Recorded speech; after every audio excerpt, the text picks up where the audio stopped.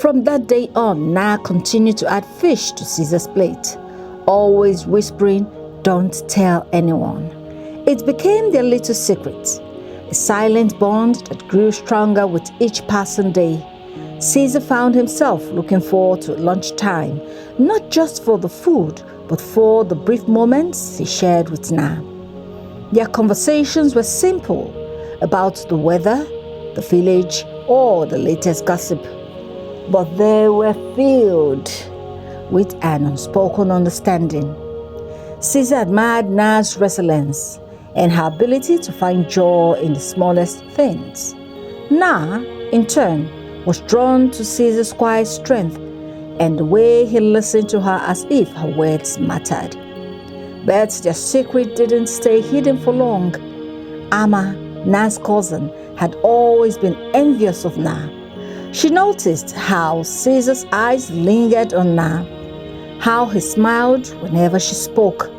Amma, who had always wanted whatever Naa had, decided she would have Caesar for herself. She began to mimic Naa's mannerisms, wearing similar clothes and even styling her hair the same way. But no matter how hard she tried, Caesar's attention remained fixed on Naa. One evening, after the village had gone quiet, Amma dressed in her finest clothes and made her way to Caesar's hut. She knocked softly, her heart racing with anticipation. When Caesar opened the door, his expression was one of surprise. "Amma, what are you doing here?" Amma smiled coyly, stepping closer. "I couldn't sleep. I thought you might be able to keep me company." Caesar's eyes narrowed. "Amma, this isn't appropriate. You should go home." Amma's smiles faltered, but she didn't back down. "Why do you spend so much time with Naa? She's nothing special. I could make you happier, you know." Amma turned around, flaunting her body shape at him. Caesar's voice was firm. "Amma, Naa is the woman I love. Please leave." Amma's face flushed with anger and humiliation. Disappointed, she turned on her heel and stormed away, her mind racing with thoughts of revenge. If she couldn't have Caesar, no one could, not even Naa. As the days turned into weeks, Caesar and Naa's bond deepened. They began to share more than just food. They shared stories, dreams, and fears. Caesar told Naa about his life as a woodcarver, carefully omitting his royal past and how Amma had approached him in his little hut. Naa was surprised, but however, she spoke of her parents, her voice trembling as she recounted their untimely death and her life with Mabena. One afternoon, as the sun dipped low in the sky, Caesar asked, "Do you ever dream of leaving this place?" Naa looked at him, her eyes filled with a mixture of hope and sadness. "Every day," she said. "But where would I go? This is all I know." Caesar reached out, his hands brushing against hers. "You deserve more than this, Naa. You deserve to be happy." Naa shook her head. "I know, but this is how it is." In her heart, she realized no one had ever spoken to her like that, as if her happiness mattered. She squeezed his hands, a silent thank you passing between them. But their growing closeness only fueled Amma's jealousy. She watched them from afar, her heart burning with resentment. She couldn't stand the way Caesar looked at Naa, the way he made her smile. Amma vowed to herself that she would destroy their happiness no matter what it took. Mabena, with her sharp eyes and even sharper tongue, began to notice Naa's behavior. She watched as Naa lingered at Caesar's table, her lips pressed into a thin line.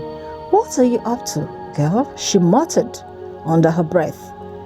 Amma, seizing the opportunity, approached her mother with tears in her eyes. "Mama, you won't believe what's happened last night. Caesar tried to take advantage of me." Mabena's eyes widened in shock. "What? What did you just say? The woodcarver? How dare he? Amma nodded, her voice trembling. He's been spending so much time with Naa, yet he couldn't take his eyes off me. And I think Naa has been encouraging him too to do such evil. Do you know she's been stealing food from our store to give to him? And now this? Ma Bena's face turned red with anger. That ungrateful girl. After all we've done for her, this is how she repays us, huh? We'll put an end to this once and for all. Together, Ma Bena and Amma spread rumors throughout the village, accusing Caesar of inappropriate behavior and Naa of theft. The villagers, already wary of outsiders, were quick to believe the lies. Caesar and Naa found themselves ostracized, their reputation in tatters. The village festival was a much anticipated event, a time for celebration and joy. The streets were decorated with colorful banners, and the air was filled with the sound of drums and laughter. Stalls lined the square, offering everything from roasted meats to sweet pastries, and children ran through the crowds, their faces painted with bright designs. Caesar and Naa found themselves drawn to each other amidst the festivities. For a brief moment, the weight of their struggles seemed to lift, replaced by the simple joy of being together. As the sun set, the moon rose, and the villagers gathered in the square for traditional dances. The drummers began to play, their rhythms pulsing through the night air. Caesar, usually a reserved young prince, found himself carried away in the moment. He walked up to Naa, his hands outstretched. "May I have this dance?" Naa's eyes widened in surprise, but she nodded, a smile tugging at her lips. They stepped into the circle of dancers, their movements slow and deliberate.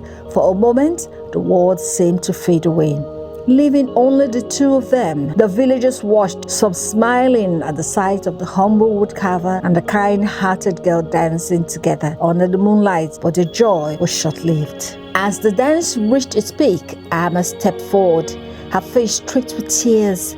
She raised her voice, cutting through the music and laughter. "Stop! Stop the dance!" The drummers faltered, and the villagers turned to look at her, their expression a mix of confusion and concern. Amma turned and pointed a trembling finger at Caesar, her voice filled with anger. "This man, this woodcarver, he tried to take advantage of me last night." The villagers were stunned. However, Caesar froze, his hand still resting on Naa's waist. Naa's eyes widened in shock as she turned to look at Amma, remembering that Caesar had told her what Amma came to do in his room last night. Amma turned and continued, her voice rising with each word. "He invited me to his hut last night, saying he needed help with something.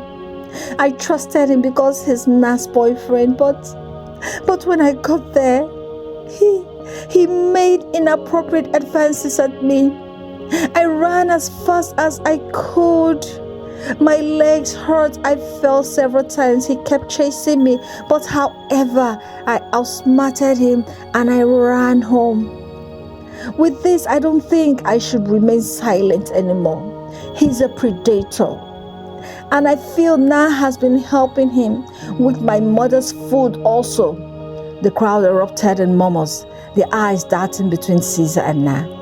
Ma Bena stepped forward, her face twisted with rage. She pointed at Naa, her voice shrill and cutting. "And you ungrateful girl, you've been stealing from me, my food, my fish, and giving to this beggarly woodcarver. How dare you betray my trust like this, Naa? How dare you?"